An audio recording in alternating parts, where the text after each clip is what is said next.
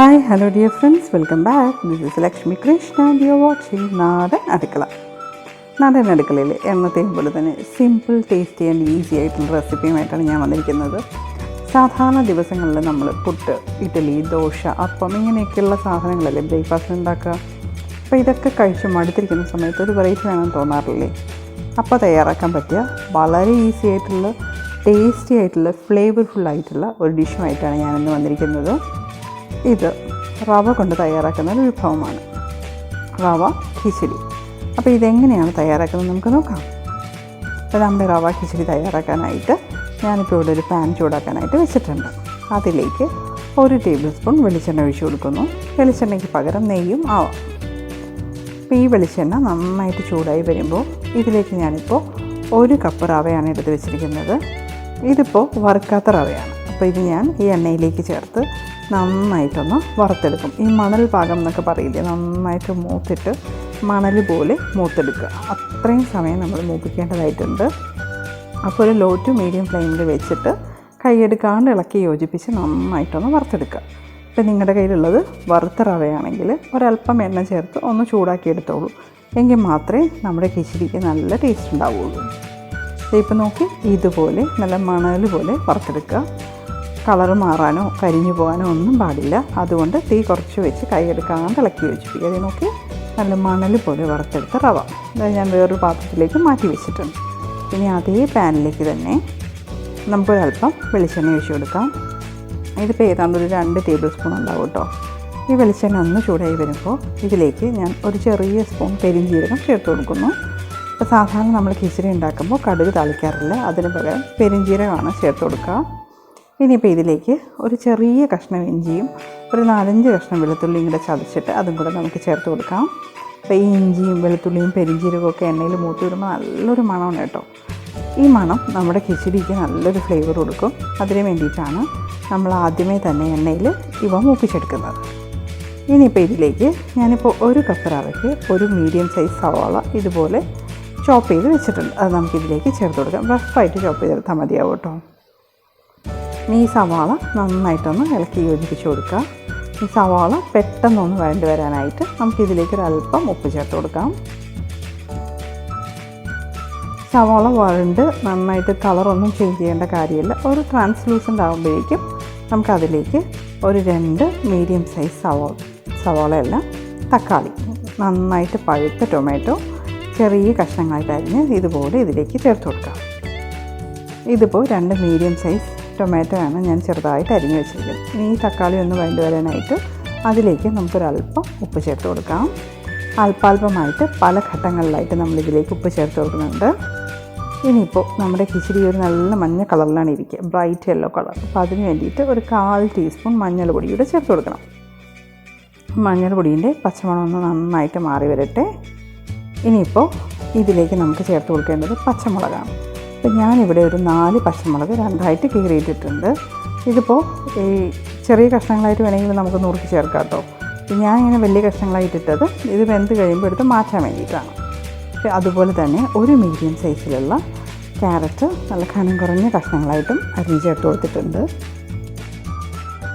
ഈ വെജിറ്റബിൾസിൻ്റെ ഷേപ്പൊക്കെ നമ്മുടെ ഇഷ്ടത്തിന് നമുക്ക് എങ്ങനെ വേണമെങ്കിലും കട്ട് ചെയ്യാം കേട്ടോ. കുറച്ച് കനം കുറച്ച് കട്ട് ചെയ്തെടുത്തോളൂ.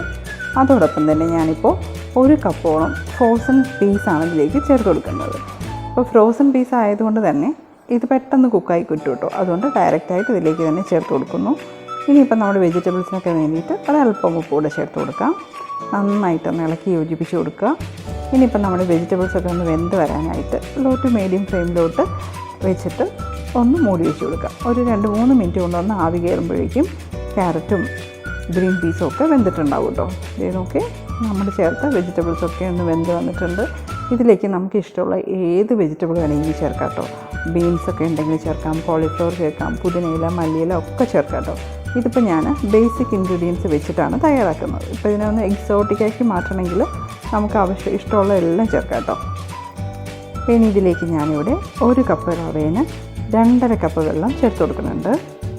അപ്പോൾ ഈ 2.5 കപ്പ് വെള്ളം എന്ന് പറയുമ്പോഴേക്കും നമ്മുടെ ഈ റവ തയ്യാറായി വരുമ്പോഴേക്കും നമുക്കൊരു കുഴഞ്ഞ പാകത്തിനുണ്ടാവും. ഒരല്പം കൂടി ലൂസായിട്ട് വേണമെങ്കിൽ 1 കപ്പ് വെള്ളം കൂടി ചേർത്ത് കൊടുക്കും. അതായത് ഒരു 3.5 കപ്പ് വെള്ളം നമുക്കിതിലേക്ക് ചേർത്ത് കൊടുക്കാം. ഞാനിപ്പോൾ 2.5 കപ്പ് വെള്ളമാണ് ചേർത്ത് കൊടുത്തിരിക്കുന്നത്. ഇനി നമുക്കിത് മൂടി വെച്ച് ഒന്ന് തിളയ്ക്കാനായി മൂടി വെച്ച് കൊടുക്കാം.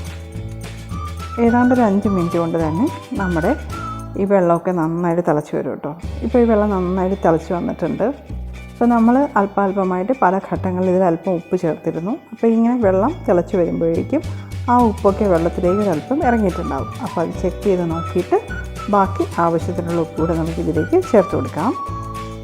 ഉപ്പ് ചേർക്കുമ്പോൾ എപ്പോഴും ഒരു പൊടിക്ക് മുന്നിൽ നിൽക്കുന്ന പോലെ തന്നെ ചേർത്ത് കൊടുക്കാം കേട്ടോ. നമ്മൾ ടേസ്റ്റ് ചെയ്ത് നോക്കുമ്പോൾ ഒരല്പം ഉപ്പ് കൂടുതലാണല്ലോ എന്ന് തോന്നണം. ആ അളവിനാണ് ഉപ്പ് ചേർത്ത് കൊടുക്കേണ്ടത്. എങ്കിൽ മാത്രമേ നമ്മൾ റവ ചേർത്ത് കിച്ചടി തയ്യാറാക്കുമ്പോൾ കറക്റ്റ് പാകത്തിനുണ്ടാവുള്ളൂ ഉപ്പ്. ഇപ്പം നമ്മൾ ഈ വെള്ളത്തിൽ ചെക്ക് ചെയ്യുമ്പോൾ കറക്റ്റ് പാകത്തിനാണ് ഉപ്പിട്ട് കൊടുക്കണമെങ്കിൽ റവ ചേർത്ത് കിച്ചടി തയ്യാറായി വരുമ്പോഴേക്കും ഉപ്പ് കുറഞ്ഞു പോകും കേട്ടോ. അതുകൊണ്ട് ഒരല്പം പൊടിക്ക് മുന്നിൽ തന്നെ ഉപ്പിട്ട് കൊടുക്കുക. അപ്പം നന്നായി തിളച്ച് കിടക്കുന്ന വെള്ളത്തിലേക്ക് വറുത്ത് റവ ചേർത്ത് കൊടുത്തിട്ടുണ്ട്. ഇത് നോക്കി ഒരല്പം പോലും കട്ട കെട്ടാണ്ട് നല്ല സോഫ്റ്റായിട്ട് നമ്മുടെ റവ കിച്ചടി തയ്യാറായി വരും കേട്ടോ. ഇപ്പോൾ റവയിലേക്ക് മുഴുവൻ വെള്ളവും പിടിച്ചിട്ടുണ്ട്. ഒരു 1-2 മിനിറ്റ് ഒന്ന് ഇളക്കി യോജിപ്പിച്ച് കൊടുക്കുക. പിന്നെ ഈ സമയത്ത് നമുക്കൊരല്പം നട്ട്സൊക്കെ വേണമെങ്കിലും ഇതിലേക്ക് വറുത്ത് ചേർത്ത് കൊടുക്കുക കേട്ടോ. അപ്പോൾ ടേസ്റ്റ് ഒന്നും കൂടെ കൂട്ടാനായിട്ട് ഞാനൊരല്പം നെയ്യ് കൂടെ ഇതിലേക്ക് ചേർത്ത് കൊടുക്കുന്നു. ഓപ്ഷണലാണ്, ഇഷ്ടമുണ്ടെങ്കിൽ ചേർത്താൽ മതി. അപ്പോൾ നെയ്യും കൂടെ ചേർത്തതിന് ശേഷം നന്നായിട്ടൊന്ന് ഇളക്കി യോജിപ്പിച്ച് കൊടുക്കാം. ഇപ്പോൾ റവയിലേക്ക് നമ്മൾ ചേർത്ത വെള്ളം മുഴുവൻ റവ അബ്സോർവ് ചെയ്തിട്ടുണ്ട്. പക്ഷേ ഒരു 5 മിനിറ്റ് കൂടെ നമുക്കിതൊന്ന് മൂടി വെച്ച് വേവിക്കേണ്ടതായിട്ടുണ്ട്. അപ്പോൾ മാത്രമേ ഈ റവ നന്നായിട്ട് വെന്ത് വരികയുള്ളൂ. അപ്പോൾ ഇനി നല്ല ലോ ഫ്ലെയിമിലോട്ട് തീ കുറച്ച് വെച്ചതിന് ശേഷം ഒരു 2-3 മിനിറ്റ് ഒന്ന് നമുക്ക് മൂടി വെച്ച് കൊടുക്കാം. അപ്പോൾ ഇതിനുള്ളിൽ ആവി കൊണ്ടിട്ട് നമ്മുടെ റവ ഒന്നും കൂടെ ഒന്ന് നന്നായിട്ട് വെന്ത് വരും കേട്ടോ. ഇത് നോക്കി നല്ല സോഫ്റ്റായിട്ട് ഫ്ലഫി ആയിട്ട് വായിലിട്ടാൽ അലിഞ്ഞു പോകുന്ന അത്രയും സോഫ്റ്റായിട്ട് നമ്മുടെ റവ കിച്ചടി തയ്യാറായി വന്നിട്ടുണ്ട്. അപ്പോൾ ഇതിപ്പോൾ നമുക്ക് ഒരല്പം കുഴഞ്ഞ പാകത്തിലാണ് ഇരിക്കുന്നത്. കുറച്ചും കൂടെ ഒന്ന് ലിക്വിഡ് ആയിട്ട്, ചിലപ്പോൾ നമ്മൾ ഹോട്ടലിലൊക്കെ പോയി വാങ്ങുമ്പോൾ ഒരല്പം കൂടെ ലിക്വിഡ് കൺസിസ്റ്റൻസിയിലാണ് ഈ കിച്ചടി ഉണ്ടാവുക. അപ്പോൾ അതുപോലെയാണ് വേണമെങ്കിൽ ഇപ്പോൾ ഞാൻ 2.5 കപ്പ് വെള്ളമാണ് ചേർത്ത് കൊടുത്തിരിക്കുന്നത്. അപ്പോൾ 1 കപ്പ് വെള്ളം കൂടെ ചേർത്ത് കൊടുത്തോളൂ. നല്ല ലൂസ് കൺസിസ്റ്റൻസിയിലുള്ള ഒരു കിച്ചടി നമുക്ക് തയ്യാറാക്കി എടുക്കാൻ സാധിക്കും. ഇത് നോക്കി വളരെ കളർഫുള്ളായിട്ടുള്ള ടേസ്റ്റി ആയിട്ടുള്ള നമ്മുടെ ബ്രേക്ക്ഫാസ്റ്റ് തയ്യാറായിട്ടുണ്ട്. ആരോഗ്യത്തിനും വളരെ നല്ലതാണ്. ഇതിൽ നമുക്ക് ഇഷ്ടമുള്ള വെജിറ്റബിൾസ് എന്ത് വേണമെങ്കിലും ചേർക്കാം കേട്ടോ. അപ്പോൾ നമുക്ക് ഈ റവ കിച്ചടി ഒരു പാത്രത്തിലേക്ക് സെർവ് ചെയ്യാം കേട്ടോ. അപ്പോൾ നമ്മുടെ നല്ല സൂപ്പർ ടേസ്റ്റിലുള്ള റവ കിച്ചടി തയ്യാറായിട്ടുണ്ട്. പ്രത്യേകിച്ച് കറികളൊന്നും ഇല്ലാതെ തന്നെ നമുക്ക് കഴിക്കാൻ പറ്റിയ നല്ലൊരു ഡിഷാണിത്. ഞാനിപ്പോൾ ഇവിടെ നല്ല വെള്ള ചമ്മന്തിയും പപ്പടവും കൂട്ടിയിട്ടാണ് നമ്മുടെ ഈ റവ കിച്ചടി കഴിക്കാൻ വേണ്ടി പോകുന്നത് കേട്ടോ. ഇതിനെ നമുക്ക് സാമ്പാർ ഇതിൻ്റെ ഒരു സൈഡ് ഡിഷായിട്ട് യൂസ് ചെയ്യാം കേട്ടോ. സാമ്പാറും ഈ വെള്ള ചമ്മന്തിയും പപ്പടവും കൂടെ ആണെങ്കിൽ ഭയങ്കര ടേസ്റ്റാണ് കേട്ടോ ഈ റവ കിച്ചടി കഴിക്കാനായിട്ട്. അപ്പോൾ ഞാനിവിടെ വെറുതെ തേങ്ങയും ഒരു ചെറിയ പച്ചമുളകും ഒരല്പം ഇഞ്ചിയും കൂടെ ചേർത്ത് അരച്ചെടുത്ത തേങ്ങാ ചമ്മന്തിയും പപ്പടവും കൂട്ടിയിട്ടാണ് ഇത് സെർവ് ചെയ്യുന്നത്. ഇതുപോലെ നിങ്ങളും തയ്യാറാക്കി നോക്കുക, എല്ലാവർക്കും ഇഷ്ടമാവും. നല്ല സൂപ്പറി ടേസ്റ്റിൽ പെട്ടെന്ന് തന്നെ തയ്യാറാക്കി എടുക്കാൻ പറ്റുന്ന ഹെൽത്തി ആയിട്ടുള്ളൊരു ബ്രേക്ക്ഫാസ്റ്റാണിത്. നിങ്ങളും തയ്യാറാക്കി നോക്കുക. ഇഷ്ടപ്പെട്ടാൽ വീഡിയോ ലൈക്ക് ചെയ്യാനും ഷെയർ ചെയ്യാനും കമൻറ്റ് ചെയ്യാനും ഒന്നും മറക്കണ്ട കേട്ടോ. Thank you for watching and keep on watching LK's നാടൻ അടുക്കള.